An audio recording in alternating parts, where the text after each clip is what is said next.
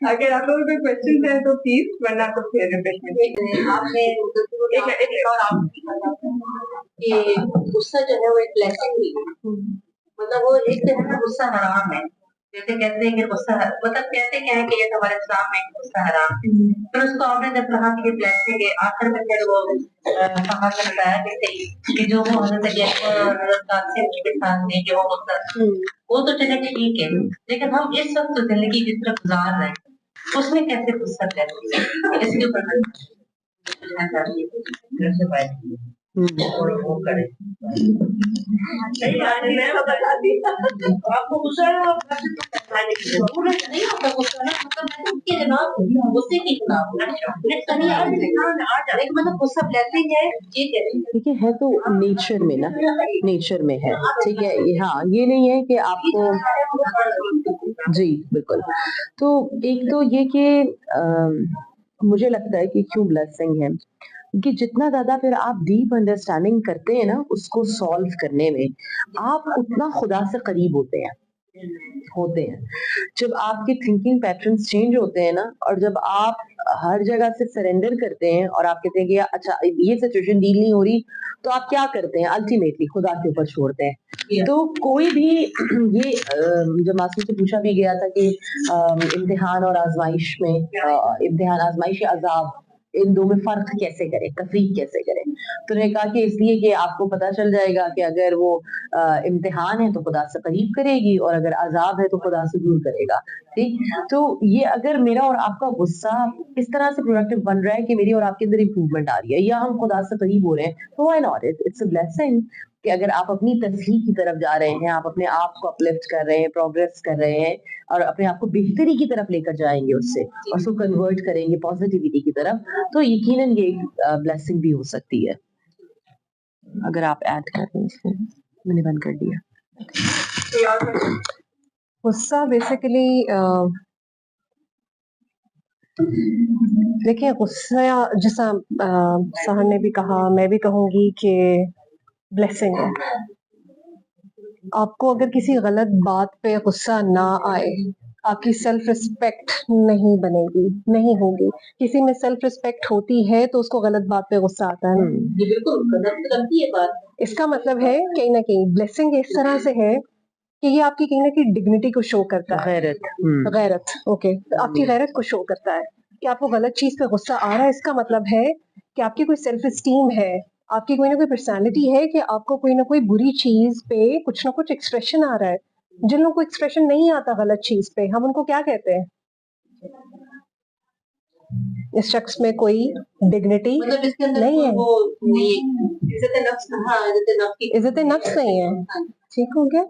इसका मतलब है कि गुस्सा तो निशानी है कि हमें गलत बात गलत लग रही है, हमें गलत बात गलत लग रही है और गुस्सा आ रहा है, तो हम उसके ऊपर स्टैंड लेंगे। अगर हमें गलत एक्सप्रेस तो ना करें ना उसको, अगर हम उसको दबा सकते हैं अपने अंदर तो दबाना चाहिए, कि उसको हमें एक्सप्रेस करना चाहिए। देखिए यहाँ पे बहुत अच्छी डिस्क्रिप्शन मिली ना कि गुस्सा कहाँ एक्सप्रेस करना है और कहाँ दबा लेना है आपने। ठीक, वही बात है, गलत बात अगर आप देख रहे हैं कहीं ना कहीं और आप उसको रोकने की कुव्वत रख सकते हैं तो जोरे बाजू से रोकें। यहाँ पे अब आपने आइडेंटिफाई करना है कि किधर कौन सी चीज इम्प्लीमेंट होगी, क्योंकि सिचुएशन तो चीजें वेरी करती हैं। वही वाली बात है, अगर आप जोरे बाजू से नहीं रोक सकते तो जबान से बुरा, मतलब उसको कहीं ना कहीं रोकने की कोशिश करें, अदरवाइज फिर दिल में उसको बुरा समझें। ठीक हो गया? कहीं ना कहीं इमोशन आएगा तब आप ये स्टेप्स ले सकेंगे। जब इमोशन ही नहीं आएगा, जब वो ब्लेसिंग ही नहीं होगी आपके पास, आप ये स्टेप्स कैसे लेंगे लाइफ के? फिर तो जस्ट जैसे ही चल रहे हैं लाइफ ऐसी ही चलती रहे। ठीक है, that's why it's a blessing कि आपको गलत और सही की पहचान बताता है।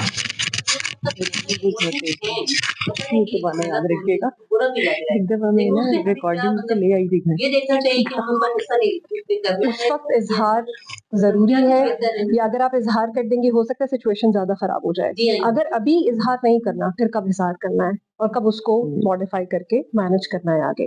ये सिचुएशन टू सिचुएशन डेफिनेटली चीजें वेरी करेंगी, लेकिन मॉडिफिकेशन तो मस्ट है। अगर बाद में करें, अभी करें, और अभी ज्यादा जरूरी है तो अभी कर दें।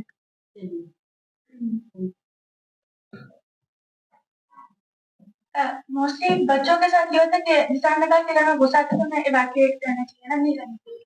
तो अब जब बच्चे बड़ों के साथ लाइक आर्गुमेंट वगैरह होती है, तो अगर हम जगह छोड़ के जाते हैं ना, तो फिर पेरेंट्स या बड़ों को लगता है कि बच्चे बदतमीजी कर रहे हैं, कि क्यों छोड़, यानी हमारे सामने हाँ हाँ।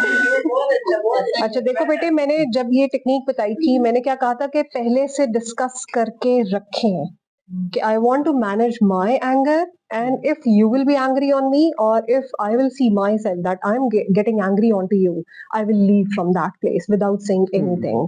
So you have to discuss everything prior hand rather than doing everything practically on that spot. वो तो आप बदतमीज होंगे फिर, ये बच्चा हमारी बात नहीं सुनिए तो हमारा सुनता नहीं है, हुक्म नहीं मानता. Discuss everything prior hand in order to avoid any innocence. और इसके लिए एक इम्पॉर्टेंट बात भी थी, ये मेरे अपने लिए भी है, आपके लिए भी, हम सबके लिए है, कि हमें कभी कभार ऐसा फील होता है, वही लगने वाली बात, हमें लग रहा होता है कि जो हम सोच रहे हैं सामने वाला बंदा वो भी वो यही सोच रहा है, जबकि ऐसा नहीं होता. आपको एक्सप्रेस करना पड़ता है, कम्युनिकेट करना पड़ता है. जो कम्युनिकेशन आपकी स्ट्रांग होने का मतलब होता है ना, वो यही होता है कि जो अनएड्रेस्ड बातें उनको एड्रेस करें. और बहुत सारे प्रॉब्लम्स, आपके 90% प्रॉब्लम्स वहां सॉल्व हो जाते हैं जब आप अपने फीलिंग्स को अपने अल्फाज में ढालकर कह देते हैं, किसी भी रिलेशनशिप से बोलते हैं. क्योंकि ऐसा नहीं है, हम ऐसा कैसे सोच सकते हैं कि जो मैं सोच रही हूँ तो वो पेरेंट्स भी सोच रहे हैं. मेरी सोच ये है कि मैं उठ के जा रही हूँ तो ये सिचुएशन को डील करने के लिए, मगर पेरेंट्स नहीं सोच रहे, तो उन्हें मुझे एड्रेस करना पड़ेगा, बताना पड़ेगा उस वक्त नहीं. ये भी डिपेंड कर रहा होता है, हम कभी कभार गलत बात गलत जगह एड्रेस कर देते हैं तो वो सिचुएशन ठीक होने के बजाय और खराब हो जाती है. मैंने आपसे कहा ना, जैसे कि उस वक्त हमने एंगर के ऊपर काम करना है, उसके फैक्टर्स के ऊपर काम करना है जब हम नॉर्मल हैं, सब नॉर्मल है. उस वक्त तो बहुत मुश्किल होता है, उस वक्त तो जगह भी नहीं छोड़नी पेरेंट्स के सामने. अगर पेरेंट्स को कह रहे हैं, हाँ, रिस्पेक्ट सबसे इम्पोर्टेंट. एक्सक्यूज कर, सॉरी कर, साइड कर दो. बाद में टाइम वो अपने पेरेंट्स को कहो कि हाँ देखिए आपके लिए बात है, और ये बात बन जाएगी. बिल्कुल एकदम जगह छोड़ना उसकी. रिस्पेक्ट एक तो बहुत इंपॉर्टेंट है. कोई भी काम करें रिस्पेक्टफुली करें. और जो अंदाज होता है कम्युनिकेशन का, उसमें भी मैं आपको ये ट्रिक बताऊं, ये होता है सबसे करने के लिए कि अगर आप किसी की बात से डिसएग्री भी करते हैं ना, तो पहले उसकी तारीफ करें.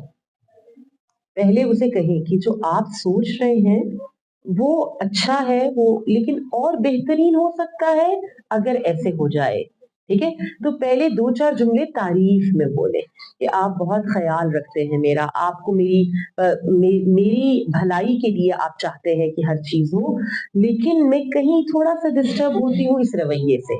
तो किसी से भी बात करनी होती है, एक तो रिस्पेक्टफुली, और दूसरा है कि 2-4 बातें तारीफ में या आप रिस्पेक्टफुली करें, मोहब्बत में करें, इजहार करें, और फिर उसके बाद उस चीज को एड्रेस करें जिसको एड्रेस करना है.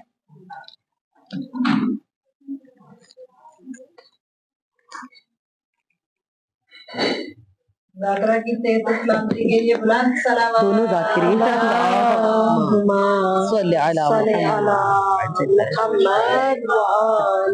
और एक बात जो रह गई वो बुलंद सलावत.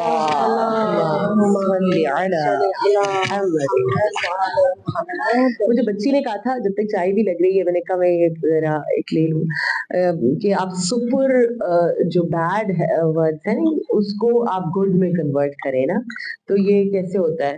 तो मैंने सुमैया को कहा था, मैं बताती हूँ ये कैसे होता है ना. तो मुझे बहुत गुस्सा आया होता है, कोई ऐसी सिचुएशन हो जाती है, मेरे हस्बैंड ने कोई काम कर दिया, मैं कहूँ या अल्लाह, मतलब कि ये नहीं करना था ना, तो मैं उनसे कहती हूँ आप इतने अच्छे क्यों हैं? क्यों है आप इतने क्यूट क्यों है आप? I love you. तो ये सुपर एंगर को ना कभी मेरे शो करता है और उन्हें पता है कि मैंने कुछ गलत कर दिया है, तो ये इसी तरह कह रही है. तो कभी